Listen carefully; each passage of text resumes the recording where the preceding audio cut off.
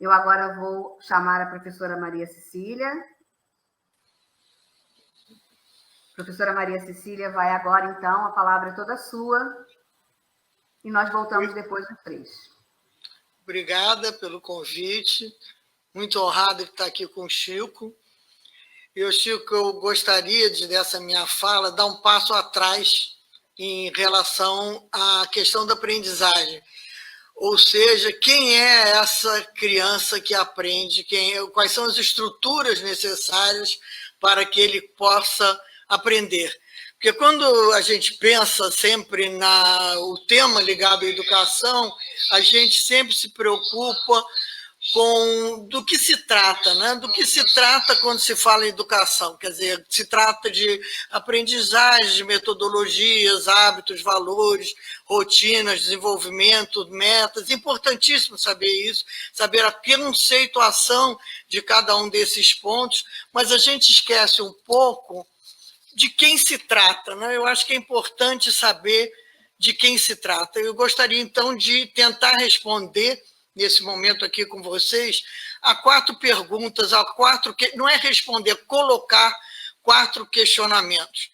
Primeira pergunta seria de quem se trata, quer dizer, tirar o do que para quem, quer dizer, personalizar, personificar, singularizar essa educação. Quer dizer, de quem se trata, quem está aí, com quem vamos conviver e nos relacionar e com quem vamos nos aventurar. Eu acho que o Chico já respondeu tudo isso, mas eu queria dar um passo atrás para dizer quem é esse aventureiro que vai conosco caminhar, né, como você disse, em busca de alguma finalidade. Então, esses questionamentos eu vou tentar elucidar aqui. Que a partir desses questionamentos nós vamos talvez conseguir chegar às bases da construção de uma nova arquitetura educacional verdadeiramente revolucionária, que, como se diz, ou a educação é transformadora e revolucionária, ou ela não adiantou de nada. Quer dizer, ficar repetindo com palavras diferentes as mesmas coisas é o igual que se repete, essa repetição. A gente acha que mudando as palavras, os conceitos também mudam, mas as palavras se cansam, as palavras são inflacionadas, e eu acho que essa nova arquitetura educacional teria que ser uma arquitetura revolucionária, não é?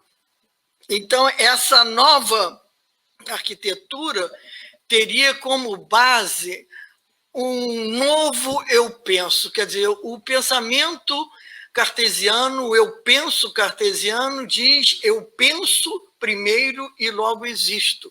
E eu acho que a gente poderia propor uma oposição a esse pensamento do Descartes, a essa ousadia, uma invenção. A gente poderia dizer eu sou, quem sou eu sou, eu experimento, como você diz, eu vivo, eu sofro, eu me alegro, eu experimento realmente a vida, então aí eu posso dizer que eu sou. Quer dizer, é um sou que parte de uma experiência e de uma vivência, né? Então, esse eu sou esse eu penso seria um processo dramático de movimento, né? De criação, de invenção, de gozo e de liberdade. Seria esse eu penso, eu sou, né? Eu penso antes, não, eu sou o primeiro. Como uma unidade emergente das multiplicidades do ser humano. Quais são essas multiplicidades que estão dentro do ser humano, que estão dentro dessa criança, desse jovem, dessa comunidade escolar? Quer dizer, que multiplicidades são essas? O ser é múltiplo, ele é o quê? Ele é desejo, ele é paixão, ele é relacionamento, ele tem relações interpessoais, contextuais, culturais. Essa é a riqueza do ser humano, desse ser dramático, dicotômico, não é? Ele não tem uma harmonia interior, mas essa dicotomia é nessa dicotomia que está a riqueza dele. Então, esse pensamento, esse novo eu penso, não é uma tábula rasa, mas é o emergente desse terreno contraditório. Esse terreno contraditório do ser humano é um terreno povoado de fantasias, de imaginação, de mitos, cálculos, conhecimentos transmitidos, né, que são esses conhecimentos que formam a base da aprendizagem, né, e conhecimentos elaborados e construídos. Quer dizer, eu acho que esse a priori é importante para a gente entender quem vai aprender. Quer dizer, essa questão toda dessa reserva de conhecimentos e entendimentos que são transmitidos. Existe transmissão de conhecimento, sim, quer dizer, a escola transmitiria conhecimentos, mas ela formaria pensadores a partir dessa experiência. Então, esclarecendo quais seriam esses quatro questionamentos. O primeiro seria de quem se trata. Então, trata-se simplesmente de um ser humano. Nós estamos lidando com um ser humano. Quer dizer, ele, aluno, é uma função, mas ele é um ser humano que está na nossa frente, e nós somos seres humanos tratando o ser humano. Tão simples quanto isso. Mas é um ser inacabado, não é? Ele tem a necessidade de uma completude e, por isso, ele é um ser perfectível. Ele está sempre na busca de uma plenitude. É um ser em crescimento, quer dizer, é um ser perfectivo e em crescimento num caminho para se tornar cada vez mais humano. Quer dizer, ele é uma busca de uma humanidade maior. E aí que eu acho uma coisa muito interessante, porque o ser humano nunca chega à plenitude, ele está sempre a caminho. A gente nunca diz, eu cheguei. A gente não chega, a gente está sempre a caminho. Então, essa busca, esse ânimo é que permite o sujeito estar pronto para aprender, porque ele sempre quer caminhar, ele é curioso, ele quer se preencher esse vazio, essa incompletude dele. Então, é interessante porque nesse processo da busca de uma plenitude, ele é um processo constante, porque se paramos, se desanimamos, se perdemos o ânimo, a esperança, nós começamos a nos desumanizar. E essa desumanização leva à barbárie. Então, o movimento, essa caminhada é constante, é perene e não pode parar, porque se para, a gente desumaniza. Agora, é interessante porque aí você vê a grandeza do ser humano, ele é diferente dos animais e da natureza. As árvores chegam à plenitude de árvore, uma árvore é deslumbrante, ela não pode ser mais nada que aquilo. Os animais também chegam à plenitude. Um cachorro chega à plenitude de cachorro. A não sei que ele vira cachorro de circo, mas ele continua cachorro, ele chegou à plenitude de cachorro. A vaca chega à plenitude de vaca. E a vaca e o cachorro, a vaca não se desvacaliza, mas o ser humano se desumaniza. Então, essa busca dessa humanização, ela é uma busca constante de uma humanização cada vez maior. Então, esse homem, a principal característica do homem é a busca dessa plenitude. Nós somos peregrinos de um absoluto. Nunca podemos dizer, como eu já disse, chegamos, né? A gente não chega. O segundo questionamento, quer dizer, isso seria de quem se trata, né? O segundo seria quem está aí. Quem é esse ser humano?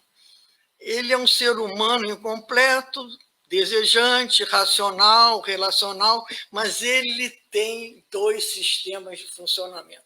E esses dois sistemas de funcionamento, essa incorporação na educação desses dois sistemas de funcionamento é que traz a peste para a educação, que nos torna mais vulneráveis e aprendentes e estudantes e pensadores sempre, porque não existe uma metodologia clara, não existe nós não somos donos da nossa própria casa. Quais são esses dois sistemas de funcionamento? É o sistema consciente e outro inconsciente. Então, esses dois sistemas, um consciente, um inconsciente, esse funcionamento onde está toda a nossa riqueza. O Freud dizia: nós não somos donos da nossa própria casa. O que aparece é a ponta de um iceberg. Então, quando você está conversando com essa criança, né, quem está aí, está uma criança que ela tem um latente e ela tem um manifesto. A gente sempre está conversando com a superfície, a gente está analisando o que parece e não o que é, porque a essência é consciente e inconsciente. E a grandeza do ser humano é justamente essa dicotomia entre consciência e inconsciência. Então, já temos com quem está aí, nós já sabemos. Está aí esse ser humano dicotômico, estamos nós também dessa forma. Os professores também são assim. Não é só... Nós sempre definimos a criança, nós procuramos saber com quem está ali, mas quem somos nós? Nós também somos incompletos, nós também temos consciência e inconsciência. Quer dizer, nós estamos sempre, que você falou de avaliação, a gente está sempre tendo que nos avaliar também como é que está sendo as nossas atitudes e o nosso caminhar. A terceira pergunta seria com quem vamos conviver. Nós vamos conviver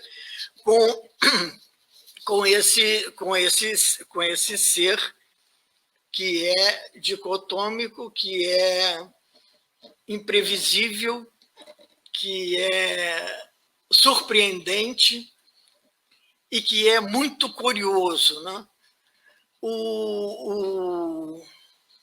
No Pequeno Príncipe, o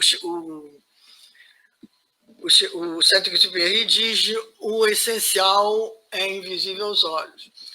O essencial é inaudível aos ouvidos também. Não é só o que se diz que é a verdade. Às vezes o que não se diz com silêncio, se diz de outra forma, se diz pelo olhar, pelas atitudes. Então, eu acho que é muito importante saber que estamos convivendo com esse ser tão surpreendente e tão misterioso.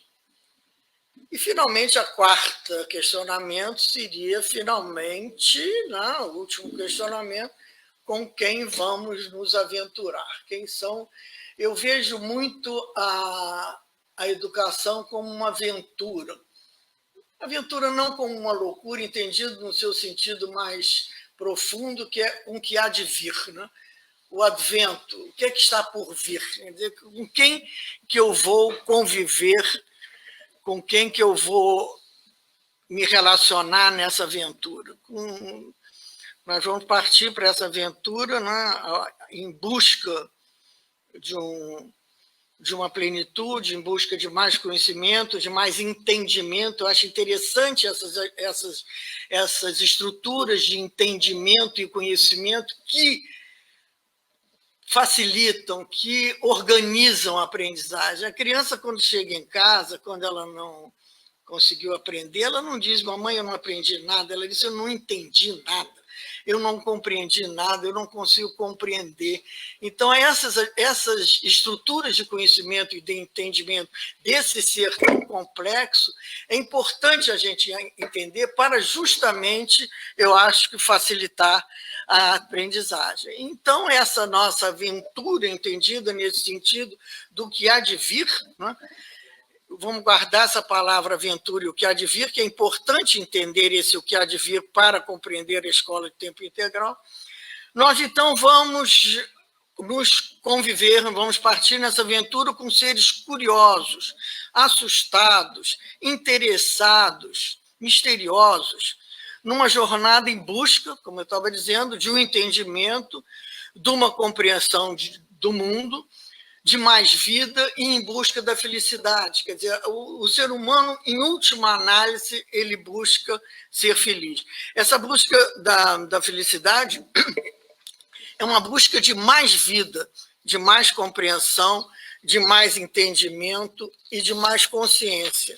Então, quando a gente fala em busca de mais entendimento, mais consciência, nós estamos falando de pensadores. A escola, nessa aventura, ela forma pensadores. A escola é o lugar onde você transmite conhecimentos, né? Você cria essa reserva de conhecimento, mas você forma pensadores.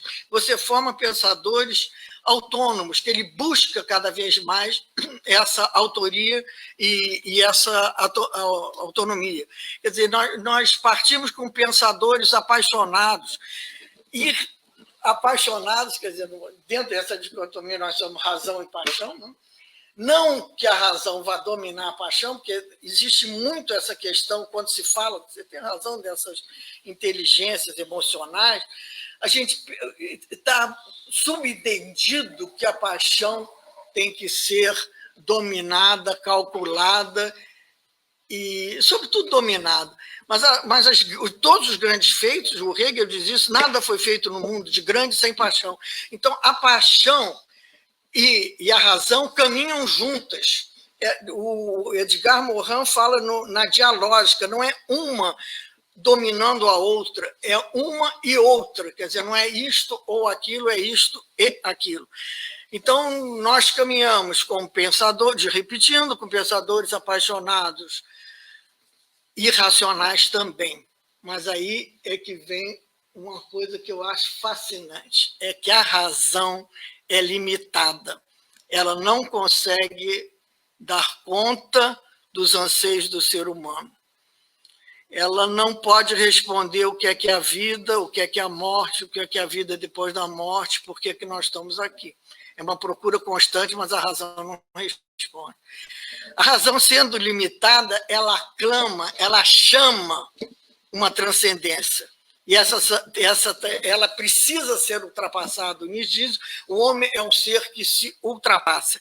Aí, quer dizer, nessa ultrapassagem, nessa transcendência, para dar conta daquilo que a razão sozinha não consegue responder, é que surge a arte, possibilitando essa transcendência e impedindo que a razão necrose ou enlouqueça, porque ela não dá conta, ela é a razão que pede socorro, a razão que quer transcender, é a razão que precisa desse algo mais.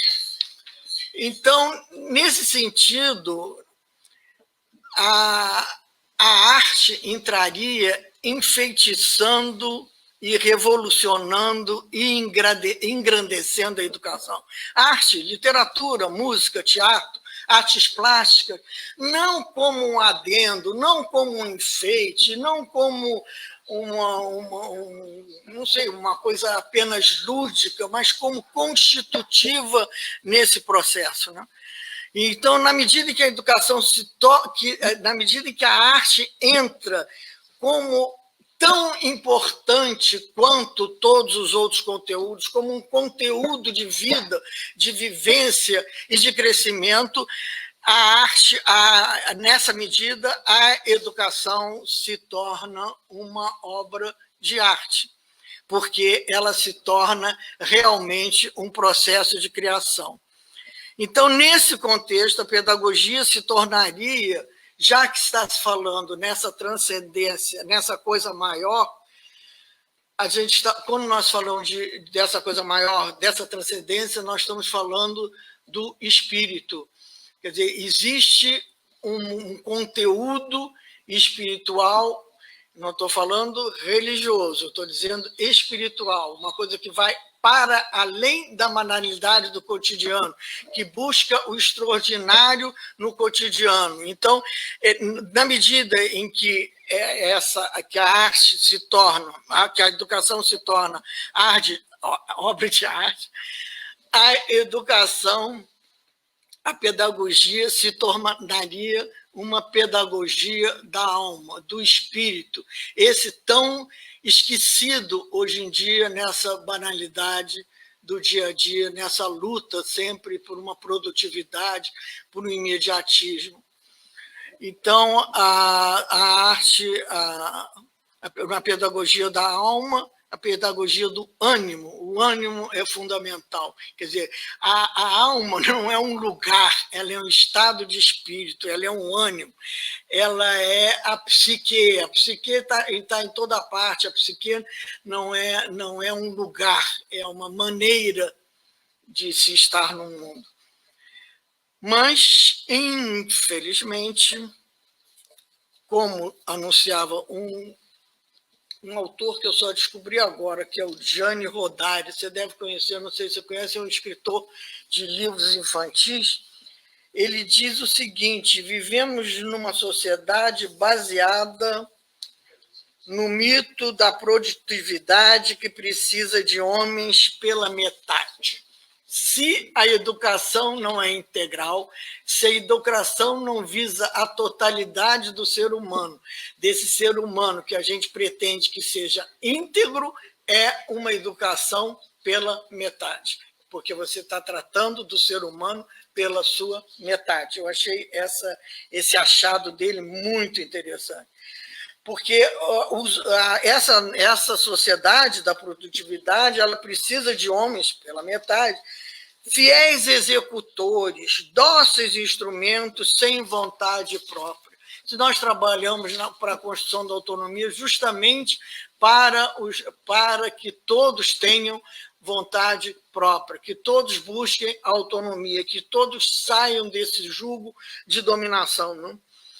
Então, integrando, qual então seria o locus para acontecer essa educação integral? A educação integral não é apenas um lugar que é importante da criança passar o dia inteiro, que ela possa ter atividades, que ela já faça, é uma ideia completamente ultrapassada, que ela faça os deveres de casa, que ela já chegue pronta e disponível no dia seguinte. Mas a educação integral, essa integralidade teria dois sentidos: o sentido de totalidade, quer dizer, você busca o ser humano na sua totalidade, de todas as suas dimensões, né? Paixão, razão, relação, contexto, e você busca a integralidade no outro sentido, no sentido de orquestração. Como orquestrar essas dimensões tão díspares? Como orquestrar os conteúdos? Como orquestrar, numa interdisciplinaridade, as disciplinas? Então, é esse locus da educação integral, do tempo integral, do tempo estendido, é o lugar onde poderia ser fertilizado todo esse crescimento e essa construção desse sujeito que está nessa nossa aventura. Então, essa questão da aventura, do que está por vir, esse território, esse locus, teria que ser o que o Ernest Bloch fala, baseado num princípio da esperança, numa utopia concreta. Olha que coisa meio dicotômica, utopia e concreto. Por que utopia concreta? Porque você ensaia a democracia nesse lugar. Você ensaia um mundo novo, você cria relações, como você estava falando, a importância dessas relações, você cria relações democráticas, você cria o cuidado, você cria o refúgio.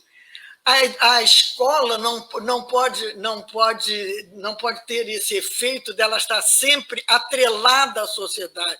Então, ela está a serviço da sociedade. Ao contrário, a escola é um lugar que você cria esse núcleo de transformação, você cria essa democracia possível, você instrui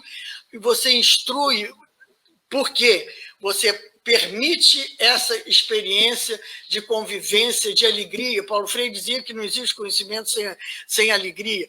Então, para acontecer toda